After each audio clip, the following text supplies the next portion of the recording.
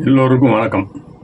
பெரியோர்களே, சகோதரர்களே, சகோதரிகளே, நம் நாட்டை காக்கும் இராணுவ வீரர்களே, அனைவருக்கும் வணக்கம். இன்று இந்த நன்னாளில் எல்லோரும் இறையுணர்வால் நன்றாக இருக்கும். இப்பொழுது நாம் பார்க்க போவது 6ஆம் பாவம். லக்னத்திலிருந்து 6ஆம் பாவம் நம்மளுக்கு என்ன செய்கிறது? 6ஆம் பாவம் என்பது 12 ராசிகளில் வரக்கூடிய ஒரு ராசியை, அந்த ராசியில் உள்ள நட்சத்திரத்தின் உபநட்சத்திரம் தான் அந்த ராசியின் பாவமுனை. அந்த பாவமுனை நமக்கு 6ஆம் பாவ புத்தினாக வரக்கூடிய ஒரு கிரகம். அந்த 6ஆம் பாவம் என்று அழைக்கப்படுகிறது. அது புத்திநாதன் என்று அழைப்போம். அப்படி 6ஆம் பாவ புத்திநாதன் நின்ற நட்சத்திரம் உபநட்சத்திரம் நமக்கு என்ன செய்யும்? அதற்கு பிறகு இந்த பிறர் உதவி ஸ்தானம் விளைவு என்றால் என்ன? இதை குருநாதர் ஐயா பாஸ்கரன் ஐயா அவர்களுக்கு வணக்கம். அவர் கூறியிருக்கின்றார், பிறர் உதவி ஸ்தானம், அதாவது விளைவு என்று கூறியிருக்கின்றார். செயல், இது செயல். விளைவு என்பது ஒரு செயல், நாம் அடுத்து பெறக்கூடியது, அது நடக்கக்கூடியது, நடக்க போறது. ஸ்தானம் என்பது 6ஆம் பாவம். இப்பொழுது அந்த 6ஆம் பாவம் நட்சத்திரமாக அமைந்து, ஜாதகர் 6ஆம் பாவம் நட்சத்திரமாக அமைந்து, முதலில் இந்த 6ஆம் பாவம் என்ன செய்யும்? 6ஆம் பாவம் ஏன் பிறர் உதவி என்று அழைக்கப்படுகிறது? நாம் பிறரிடம் வேலை செய்வது என்பது சர்வீஸ். அது அரசு வேலையாக இருந்தாலும், தனியார் வேலையாக இருந்தாலும், ஒரு கடையில் போய் ஒரு ஸ்தாபனத்தில் வேலை பார்த்தாலும், எந்த வேலையாக இருந்தாலும் வேலை தான். நாம் செய்யக்கூடிய வேலை நிமித்த காரணமாக நமக்கு மேல் உள்ள அதிகாரிகளோ அல்லது நமக்கு மேல் உள்ள ஓனர் முதலாளிகள் நம்மிடம் நாம் செய்த வேலைக்கு ஒரு பணத்தை பெறுகின்றார்கள். அந்த வேலை செய்து அந்த பணத்தை பெறுகின்றோம். அந்த வேலை என்பது 6ஆம் பாவம். இப்பொழுது இந்த 6ஆம் பாவம் உங்களுக்கு வேலை என்று செய்யும்போது உங்களுக்கு அது நம்முடைய முதலாளியாக இருந்தாலும் சரி, யாராக இருந்தாலும் சரி, அவர்களுக்கு நாம் செய்யும் வேலை தானே. நமக்கு நாம் செய்வது பணத்திற்காக, ஆனால் அவருக்கு நாம் செய்யும் வேலை 6ஆம் பாவம் என்பது வேலை. அப்பொழுது அது பிறர் உதவி ஸ்தானம் தானே. பிறருக்காக தானே அந்த வேலை செய்கின்றோம். ஒருவர் அந்த வேலையை செய்யாவிட்டால் மற்றவர்களுக்கு அந்த பலன் கிடைக்காது. இப்படி ஒரு ஆராய்ச்சியாளர் அந்த வேலையை செய்து கண்டுபிடிப்பதனால்தான் இன்றளவும் நாம் இந்த அளவுக்கு நம் நாடும் நாமும் முன்னேறி கொண்டிருக்கிறோம். நம்மளுக்கு அது கிடைக்கிறது. காரணம், ஒரு ஆராய்ச்சியாளர் அவர் வேலை செய்தார். இப்படி ஒவ்வொன்றிலும் உழைப்பு, வேலை என்பது இல்லாமல் எந்த முன்னேற்றமும் கிடையாது. அந்த வேலை என்பது நான் செய்தால் உங்களுக்கு பயனுள்ளதாக இருந்தால் அது பிறர் உதவிக்கு, உங்களுக்கு உதவி. நீங்கள் ஒரு வேலை செய்து எனக்கு ஒரு பயனுள்ள விஷயத்தை செய்தால் அது உங்களுக்கு பிறர் உதவி, எனக்கு உதவி செய்கிறீர்கள். இதுதான் நண்பர் 6ஆம் பாவம் என்பது. இந்த 6ஆம் பாவத்தை பற்றி இப்பொழுது நாம் பார்ப்போம். இப்பொழுது 6ஆம் பாவத்தில் 1ஆம் பாவகாரம் நமக்கு உதவி செய்பவர்கள், நான் கூறியது போல். அதே போன்று 6ஆம் பாவத்தில் உள்ள 2ஆம் பாவகாரம் பண உதவி செய்பவர்கள். 6ஆம் பாவத்தில் 3ஆம் பாவகாரம் ஜாமீன் கையொப்பமிடுபவர்கள். ஒருவர் ஜாமீன் கையொப்பம் இடும்போது அவர் பணம் தருகின்றார், அது உதவிதானே. பிறர் உதவி ஸ்தானம், பிறர் உதவி விளைவு. அது 3ஆம் பாவம் என்பது எழுத்து, கையெழுத்து. ஆதலால் 6ஆம் பாவத்தில் உள்ள 3ஆம் பாவம் பிறருக்காக நாம் ஜாமீன் கையெழுத்து போடக்கூடிய பாவம். 4ஆம் பாவம் பொருள் உதவி செய்பவர். 4ஆம் பாவம் என்பது பொருள். அந்த பொருளை நமக்கு உதவுபவர்கள் அனைவரும் அந்த 6ஆம் பாவத்தில் உள்ள 4ஆம் பாவகாரகம்.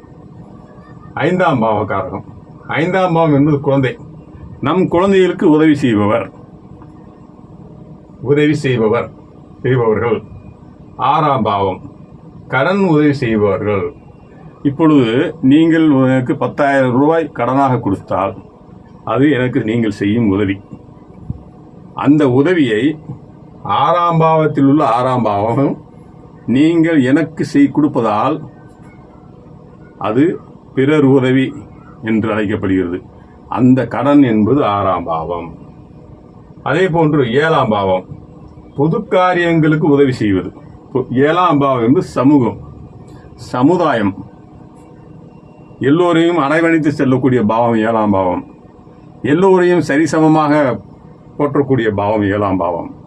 தனக்கு சரிசமமானவர்களாக மற்றவர்களையும் நினைப்பதும் ஏழாம் பாவம். பிறருக்கு அவர்களுக்கு அந்தஸ்தை கொடுத்து அவரை தனக்கு சமமாக பாவிப்பதும் ஏழாம் பாவம். இந்த ஏழாம் பாவம் பொது காரியங்களுக்கு உதவி செய்பவர். எட்டாம் பாவம் என்பது வலி, வேதனை, ஒரு விபத்து. இப்பொழுது உங்களுக்கு ஒரு வலி என்றால் நீங்கள் எழுந்து சுடுதண்ணீர் வைக்க முடியாது, நீங்கள் எழுந்து ஒரு ஜண்டு பாம் நெற்றில் தேய்க்க முடியாது. அந்த அளவுக்கு சூழ்நிலை, உங்களுக்கு உடல்நிலை சரியில்லை. அப்பொழுது உங்கள் மனைவி உங்களுக்கு அதை செய்யும்போது அந்த 8 என்ற வலி, வேதனை, தலைவலிக்கு அவர்கள் உங்களுக்கு உதவி செய்கிறார்கள் அல்லவா? அதன்படி 8ஆம் பாவம் என்ற ஒரு வலி, வேதனை, ஒரு விபத்து, ஒரு கீழே விழுந்து விட்டோம், நம்மை தூக்க வருகிறார்கள், அவர்கள் உதவி செய்கிறார்கள் அல்லவா? அப்பொழுது அந்த 6ஆம் பாவத்தில் உள்ள 8ஆம் பாவம் பிறர் உதவி நம்மளுக்கு கிடைக்கிறது. அப்படி என்றால் நம்ம எழுந்திருக்க முடியவில்லை என்னும்போது நம்மை தூக்கி விடுகிறார்கள். அப்பொழுது பிறர் நம்மளுக்கு உதவி செய்கிறார்கள் அல்லவா? அதுதான் 6ஆம் பாவத்தில் உள்ள 8ஆம் பாவம், விபத்தில் உதவி செய்பவர்கள். அதே போன்று 9ஆம் பாவகாரம். 9ஆம் பாவம் உயர்கல்வி, கல்விக்கு உதவி செய்பவர்கள்.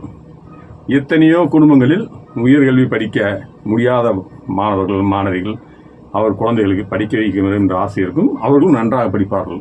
அந்த படிப்பை தருவதற்கு அவருக்கு பண உதவி செய்யும் பெரிய பெரிய நிதி உதவி செய்யக்கூடிய நண்பர்கள், அரசு, தனியார் நிறுவனம், யாராக இருந்தாலும் உதவி என்று கல்விக்காக உதவி செய்யும் ஒவ்வொருவரும் கடவுளே. அவர்களை நாம் கடவுளுக்கு சமமாக நினைக்க வேண்டும். ஏனென்றால் அவர்கள் ஒரு கல்விக்கு உதவி செய்கிறார்கள், கல்வி அழியாதது. அப்படி உதவி செய்வர்களைத்தான் நாம் உயர்கல்வி 9ஆம் பாவம், கல்விக்கு உதவி செய்பவர்கள் என்று கூறுகின்றோம். இப்பொழுது 10ஆம் பாவம், தொழிலுக்கு உதவி செய்பவர்கள். இப்பொழுது நீங்கள் ஒரு தொழில் செய்து முடிந்தால் உங்களுக்கு வேலை செய்பவர் உங்களுக்கு உதவி செய்கின்றார். அந்த 10 பேர் வேலை செய்துவிட்டால் நீங்கள் அந்த தொழிலை நடத்த முடியாது. எந்த கருவி இருந்தாலும், எவ்வளவு முன்னேற்றம் அடைந்தாலும், ஒரு சாமானியன், ஒரு சாதாரண ஒரு மனிதன் அந்த இடத்தில் உங்களுக்கு 10 பேர், 2 பேர், 5 பேர் இருந்து அந்த காரியத்தை நடத்தி கொடுக்கிறார்கள். அதைத்தான் 10ஆம் பாவம் உலகத்தில் உள்ள மொத்த தொழிலுக்கும் காரகம், தொழிலுக்கு உதவி செய்பவர்கள். அந்த வேலை செய்பவர்கள் என்பது 6ஆம் பாவம், வேலைக்காரர்கள் என்று கூறுவோம் 6ஆம் பாவத்தை. 11 சங்கம், சபை, பொழுதுபோக்கு, இது போன்ற விஷயங்களுக்கு உதவி செய்பவர்கள். ஒரு விழா மண்டபம் இருக்கிறது, அங்கே ஒருவர் தலைமை தாங்குவார், அங்கே ஒருவர் பேச்சாளராக இருப்பார், அங்கே அதை நடத்தி கொடுக்க ஒருவர் பண உதவி செய்வார். இது பூரா 11ஆம் பாவத்தில் உள்ள உதவி செய்பவர்கள் 6ஆம் பாவம், பிறர் உதவி ஸ்தானம் என்று கூறப்படுகிறது. 12ஆம் பாவம் ரகசிய செயலுக்கு உதவி செய்பவர்கள். ரகசிய செயல் என்பது நன்மையான விஷயங்களும் இருக்கிறது. அந்த நன்மையான விஷயங்களுக்கு வெளியே தெரியாமல் செய்து அதை காப்பாற்றக்கூடிய தன்மை. நாம் கொடுத்த பணம் வெளியே தெரிய வேண்டாம்ப்பா, நல்லா இருந்தால் போதும் அப்படின்னு சொல்லி ரகசியமாக பணத்தை கொடுத்துட்டு ஒதுங்கிடுவாங்க. விளம்பரத்தை எதிர்பார்க்க மாட்டாங்க. அவங்களுக்கு உதவி செய்கிற எண்ணம் இருக்கும். அந்த ரகசியமாக செய்கிற உதவிக்கு 6ஆம் பாவத்தில் உள்ள 12ஆம் பாவம் ரகசிய செயலுக்கு உதவி செய்வார்கள். இப்படி நண்பர்களே, ஒரு 6ஆம் பாவம் என்பது நாம் வேலை செய்யக்கூடிய ஸ்தானத்தை வேலை என்று காட்டுகிறது. இப்பொழுது இந்த புதன் சந்திரனுடைய நட்சத்திரத்தில், செவ்வாய் உப நட்சத்திரத்தில், சனி உப நட்சத்திரத்தில் இருக்கின்றார். இந்த 6ஆம் பாவம், இது 6ஆம் பாவம் செவ்வாய். இப்பொழுது இந்த லக்ன புத்திநாதன் 6ஆம் பாவம் நட்சத்திரத்தில் இருந்து செவ்வாய் இந்த நட்சத்திரத்திலிருந்து 1ஆம் பாவத்தை காட்டினால் அடுத்து வரிசையாக 12 பாவங்களுக்கும் என்ன காட்டுகிறது என்பதை பார்ப்போம். உங்களுக்கு லக்னர் ஜாதகர் 6ஆம் பாவ நட்சத்திரத்தில் இருந்து உபநட்சத்திரம் 1ஆம் பாவத்தை காட்டினால் தலை சம்பந்தமான நோய், 1 என்பது தலை, 6 என்பது நோய், தலை சம்பந்தமான நோய் ஏற்படும் அவருக்கு. அடுத்து 2ஆம் பாவத்தை காட்டினார். பொதுவாக லக்னத்திற்கு 2ஆம் பாவம் என்பது லக்னத்தை விருத்தி செய்யும். ஆதலால் லக்னம் தன்னுடைய சக்தியை முழுமையாக பயன்படுத்திக் கொள்ளும். ஆதலால் இந்த 2ஆம் பாவம் என்பது லக்னத்தை விருத்தி செய்வதால் 6ஆம் பாவம் நோய், நோயின் உபாதைகளை உடல் தாங்கிக் கொள்ளும் ஆற்றல் ஜாதகருக்கு இருக்கும். அதைத்தான் இங்கே 6ஆம் பாவம் உபநட்சத்திரம் 2ஆம் பாவத்தை காட்டுவது. 6ஆம் பாவம் 3ஆம் பாவம் நான் உபநட்சத்திரத்தில் இருந்தால் 6ஆம் பாவம் 3ஆம் பாவம் என்பது தைரியம் மற்றும் திறமைசாலி, திறமையை குறிக்கும். திறமை என்பது தைரியம் என்பது 3ஆம் பாவம் மனம். இந்த மனம் 6ஆம் பாவம் நட்சத்திரம் 3ஆம் பாவத்தை காட்டுவதால் எதிர்ப்பாளருக்கு அது 12ஆம் பாவம் 6ஆம் பாவம் ஆதலால் இந்த 3ஆம் பாவம் மனோ தைரியம் அவருக்கு இருக்கும். அவர் திறமைசாலியாக இருப்பார், தைரியமாகவும் திறமைசாலியாகவும் இருப்பார். அதே 6ஆம் பாவம் 3ஆம் பாவம் மான நஷ்ட வழக்கு தொடுப்பார். அதாவது எதிர்ப்பாளர் 7ஆம் பாவம், அவருக்கு 12ஆம் பாவம். இதில் ஜாதகருக்கு 6ஆம் பாவம் வெற்றியை கொடுக்கும். தனது வெற்றி, தன்னுடைய வெற்றி. இந்த வெற்றி என்ற 6ஆம் பாவம் மனம் என்ற 3ஆம் பாவம். அவருக்கு மனம் பாதிக்கப்படும்படி நடந்து கொண்டால் அவர் அந்த மான நஷ்ட வழக்கு போடுவார் அவருடைய கௌரவ பிரச்சனைக்காக. 6ஆம் பாவம் 4ஆம் பாவம் உபநட்சத்திரத்தில் இருந்தால் அதிகமான உணவு என்பதில் ஆர்வம். அதாவது 2ஆம் பாவம் என்பது உணவு, வாய் உண்பது. இதற்கு 4ஆம் பாவம் என்பது பிறவிருத்தி பாவம். இப்பொழுது இந்த 6ஆம் பாவத்திற்கு இது சுப விளைவு. ஆதலால் 6ஆம் பாவம் என்பது வயிறு. இந்த ஜாதகர் 6ஆம் பாவம் நட்சத்திரத்தில் இருந்து உபநட்சத்திரம் 4ஆம் பாவமாக அமையும் போது இயற்கையாகவே அவர் நிறைய உணவுகளை சாப்பிடக்கூடிய தன்மை உடையவராக இருப்பார். 6ஆம் பாவம் 5ஆம் பாவம் தொடர்பு கொள்ளும்போது ஏற்கனவே நான் கூறியது போல் 6ஆம் பாவத்தில் உள்ள நோய் என்ற காரகத்தை ஜாதகருக்கு சுப விளைவை தரும் இந்த 5ஆம் பாவம் அவருக்கு நோய் எதிர்ப்பு சக்தியை இயற்கையாகவே 5ஆம் பாவம் கொடுக்கும். அப்பொழுது இந்த 6ஆம் பாவத்தில் வரக்கூடிய நோய் என்ற காரகத்தை தடுப்பதால் அவருக்கு இயற்கையாகவே பிறக்கும் போதே நோய் எதிர்ப்பு சக்தி இருக்கும். இப்பொழுது லக்னம் சார்ந்த காரகங்களை போய் கொண்டிருக்கின்றோம். லக்னம் என்பது ஜாதகர், ஜாதகருக்கு லக்னம் சார்ந்த காரகங்கள். அதனால் இவர் நோய் எதிர்ப்பு சக்தி அதிகம் உடையவராக இருப்பார் நண்பர்கள். இப்பொழுது 6ஆம் பாவம் 7ஆம் பாவம் நட்சத்திரத்தில் தான் சிறந்த பணியாளராக திகழ்வார். 7ஆம் பாவம் என்பது நாம் சந்திப்பவர், 6ஆம் பாவம் என்பது வேலை. இந்த 6ஆம் பாவத்திற்கு 2ஆம் பாவம் 7ஆம் பாவம் விருத்தி செய்வதால் இந்த ஜாதகருக்கு இந்த 6 7ஆம் பாவம் என்பது அவருக்கு கிடைக்கக்கூடிய பணியாளர் ஒரு சிறந்த பணியாளர், நன்றாக வேலை செய்பவர். 8ஆம் பாவம் அதாவது ஒன்றுக்கு மேற்பட்ட வலி வேதனை கொண்ட நோய்களில் அவதிப்படுவார்.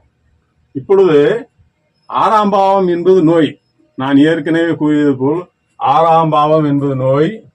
இதை பிறவித்து செய்யும் 8ஆம் பாவம் என்பது வலி வேதனை, உறுப்புகள் செறிந்து போதல். இதற்கு 12ஆம் பாவம் என்பது 8ஆம் பாவத்திற்கு பிறவிருத்தி பாவம், சுபவிளைவு. ஆதலால் இந்த 6, 8, 12ஆம் பாவம் என்பது நோய். இந்த 6ஆம் பாவம் என்பது நமக்கு தற்காலிகமான நோய், சரியாகிவிடும்.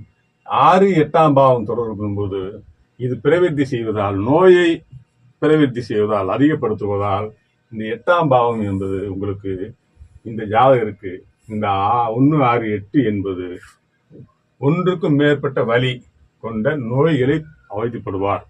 8ஆம் பாவம் என்பது ஜாதகருக்கு வலி வேதனையை கொடுக்கும் பாவம். 9ஆம் பாவம் ஒரு ஜாதகருக்கு பூர்வ புண்ணிய சொத்துக்கள், பூர்வ புண்ணியங்கள் எல்லாமே 9ஆம் பாவம். இந்த தெய்வ அருள் என்பது 9ஆம் பாவம் ஜாதகரை காத்து நிற்கும். இந்த 9ஆம் பாவம் தெய்வ அருளால் திடீரென நோய் விடுதலை கிடைக்கும். இந்த 9ஆம் பாவம் எப்பொழுது ஒரு 6ஆம் பாவ புத்திநாதன் கோச்சாரத்தில் 9ஆம் பாவ நட்சத்திரத்தில் செல்லும் போது கூட அவரிடம் உள்ள நோய் உடலால் பாதிக்கப்பட்டவர் கூட எழுந்து உட்கார்ந்து விடுவார். அவருடன் சேர்ந்து பக்கத்தில் பெட்டில் படுத்திருப்பவர் அந்த கோச்சார ரீதியாக அவருக்கு அந்த தொடர்பு வராது. அவர் அதே நோயில் இருப்பார், ஆனால் படுத்திருப்பார். இவர் எழுந்து விடுவார். அவர் கொடுக்கல மருந்து அவர்களே ஆச்சரியமா இருக்கும். 2 பேரும் ஒரே மருந்து தான் கொடுத்தோம், இவர் மட்டும் எழுந்து உட்கார்ந்து விட்டார் என்று அவருக்கு யோசிப்பார்கள். இதனால் தான் டாக்டர்கள் இறைவன் கையில் இருக்கிறது என்று கூறுவார்கள். அதனால் தெய்வ அருள் பெற்ற பாவம் 9ஆம் பாவம். இந்த 6ஆம் பாவம் என்ற நோய் முப்பனத்தின் 9ஆம் பாவம் தொடர்பு கொள்ளும்போது இயற்கையாகவே திடீரென அவர் நோயிலிருந்து விடுபடும் தன்மையை காட்டுகிறது. நண்பர்கள், 6ஆம் பாவம் 10ஆம் பாவம். பொதுவாக 10ஆம் பாவம் என்பது தொழில், எல்லா தொழிலுக்கும் காரகம் 10ஆம் பாவம். இது 6ஆம் பாவத்து சுப விளைவு. ஆதலால் 6ஆம் பாவம் 10ஆம் பாவம் தொடங்கும்போது ஒரு அந்தஸ்தான பணி செய்வார். அவர் உயர்ந்த பணி, எல்லோரும் மதிக்கத்தக்க வேலையை செய்வார். 6ஆம் பாவம் 11ஆம் பாவம். முன்பு நான் கூறியது போல் 6ஆம் பாவம் என்பதே 7ஆம் பாவத்துக்கு 12ஆம் பாவம். இப்பொழுது இது வெற்றி ஸ்தானம். இப்பொழுது இந்த 6ஆம் பாவம் 11ஆம் பாவம் ஊனத்தில் இருக்கும்போது லக்னத்திற்கு, இவர் லக்னத்திற்கு 11ஆம் பாவம், அவர் 12ஆம் பாவத்தை தடுக்கிறது. இந்த 12ஆம் பாவத்தை இந்த 11ஆம் தடுக்கிறது. ஆதலால் லக்னம் சுபமாக இருக்கிறது, சுப விளைவு அடைகிறது. ஆதலால் இது தனது வெற்றி, இது எதிர்ப்பாளரை வெற்றி காணக்கூடியது. 6, 11ஆம் பாவம் என்பது வெற்றியாளராக திகழ்வார். 6, 12 இந்த 12ஆம் பாவம் என்பது ஏற்கனவே நான் கூறியது போல் 6, 8, 12 நோய் ஸ்தானம். ஒரு உறுப்பு செயலிழத்தல் என்பது 12. ஒரு மருத்துவமனைக்கு நாம் செல்கின்றோம் என்றால் அதுவும் 12. நம் உடலில் உள்ள சக்தியை நாம் இழப்பதும் 12ஆம் பாவம். லக்னத்திற்கு பக்க விளைவு என்று கூறியிருக்கின்றேன். அதன்படி இந்த 6ஆம் பாவம் நோய் இந்த நட்சத்திரத்தில் உள்ள ஜாதகர் 12ஆம் பாவம் ஊனச்சத்திரத்தில் இருக்கக்கூடிய நபராக இருந்தால் அவருக்கு அடிக்கடி மருத்துவ செலவு செய்து கொண்டே இருப்பார், மருத்துவமனைக்கு சென்று வந்து கொண்டே இருப்பார். இப்பொழுது 6ஆம் பாவம் 7ஆம் பாவம் தொடர்பு கொள்ளும்போது ஒரு ராசி கட்டத்தில் 7ஆம் பாவம் என்பது உங்களுக்கு இது லக்னம் என்று வைத்துக் கொண்டால் இந்த 7ஆம் பாவம் என்பது தொற்று நோயை குறிக்கும். தொற்று நோய்,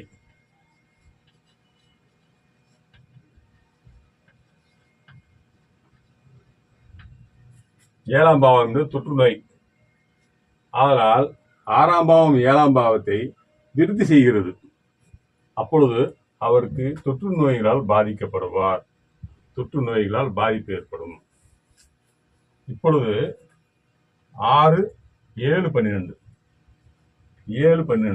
இந்த 6ஆம் பாவ நட்சத்திரம் ஜாதகர் உபநட்சத்திரம் 7, 12ஆம் பாவம் தொடர்பு கொள்ளும்போது மனைவியை பிரிந்து வாழ்வார். மனைவி என்பது 7ஆம் பாவம். இந்த இடத்தில் நமக்கு மனைவி என்பது 7ஆம் பாவம். இந்த 7ஆம் பாவத்திற்கு 12ஆம் பாவம் 6ஆம் பாவம். ஆதலால் இந்த 12ஆம் பாவம் லக்னத்திற்கு 12ஆம் பாவம். இவர் 6, 12ஆம் பாவம் இயங்கும் போது இந்த 7ஆம் பாவத்திற்கு 12ஆம் பாவமாக இருப்பதால் பிரிவினை ஏற்படும். இதைத்தான் மனைவியை பிரிந்து வாழ்வார் என்று கூறுவது. லக்னத்திற்கு 12ஆம் பாவம், 7க்கு 12ஆம் பாவம், 7க்கு 12ஆம் பாவம். 6, 12ஆம் பாவம் தசாபுத்தி நடக்கும்போது கணவன் மனைவிக்குள் ஒற்றுமை இருக்காது நண்பர்களே. அடுத்து 6, 9ஆம் பாவம். இந்த 9ஆம் பாவம் என்பது பரம்பரை நோய். எங்கள் தாத்தாவுக்கு எங்கள் அப்பாவுக்கு சுகர் இருக்கிறது என்று கூறுவார்கள். இது பரம்பரை நோயாக அவர்களுக்கு எந்தெந்த நோய் இருக்கிறதோ அத்தனையும் இந்த 6ஆம் பாவம் 9ஆம் பாவத்தின் உபநட்சத்திரத்தில் இருக்கும்போது அந்த நோய்கள் அவர்களுக்கும் வரும். அடுத்து 6, 10ஆம் பாவம். ஏற்கனவே கூறியது போல் நல்ல உழைப்பாளியாக இருப்பார். ஏன்னா 6ஆம் பாவத்துக்கு சுப விளைவு, அதனால் வேலை, ஒரு அந்தஸ்தான வேலை, நல்ல உழைப்பாளி. அடுத்து 6, 11ஆம் பாவம். இந்த 11ஆம் பாவம் என்பது நான் கூறியது போல் வெற்றியாளர், வெற்றியான வாழ்க்கை வாழ்வார். அடுத்து 6, 12. 6 என்பது கடன், நாம் பிறரிடம் உதவி பெறுவது, அது கடனாக உதவி பெறுவது. 12 என்பது லக்னத்திற்கு 12ஆம் பாவம், அதனால் அவருக்கு ஏற்படக்கூடிய பாதிப்புகள். ஆனால் கடன்காரனாகவே இருப்பார் இந்த 6-12ஆம் பாவம். இதே 6-12ஆம் பாவம் மருத்துவமனை சென்று கொண்டே இருப்பாரும் என்று கூறலாம். நோய் என்று கூறும்போது கடன் என்று எடுத்துக்கொண்டால் கடன்காரனாக இருப்பார் என்று சொல்லலாம். இப்படி ஒரு 6ஆம் பாவம் என்பது நமக்கு எந்தெந்த வழிகளில் நன்மை தீமை வழங்குகிறது, இது பிறக்கும்போது உள்ள விதி பயனை காட்டுகிறது. இது கோச்சாரத்தில் மாறும். அவர்களுக்கு நடக்கும் திசாபுத்தி மாற்றமடையும் போது அந்த நடக்கக்கூடிய திசைக்கு புத்தி சாதகமாக இல்லாமல் இருந்தால் அவர் நன்மை தீமைகள் நடக்கும். அதை பொறுத்தே ஜோதிடத்தில் நாம் பலன்களை கூற வேண்டும். நன்றி. எனக்கு சப்ஸ்கிரைப் செய்த அத்தனை பேருக்கும் என் மனமார்ந்த நன்றி. வணக்கம்.